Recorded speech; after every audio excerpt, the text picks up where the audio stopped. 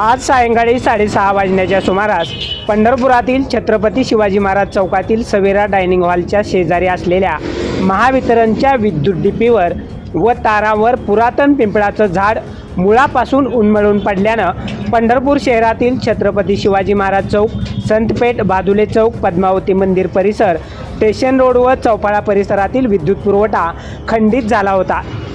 घटना समजताच महावितरणचे सर्व अधिकारी व कॉन्ट्रॅक्टर, लाईनमन व पंढरपूर नगर परिषदेचे कर्मचारी यांनी सदर पिंपळाचं झाड डीपीवरून हटवण्याचं काम युद्धपातळीवर सुरू केलं व काही भागातील विद्युत पुरवठा इतर विद्युत वाहिनीवर वळवून सुरू केला।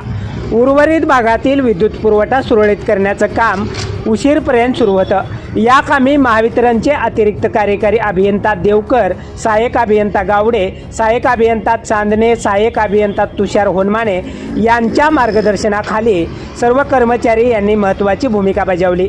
यावेळी महावितरणचे कंत्राटदार नंदू काळे यांचंही योगदान लाभलं।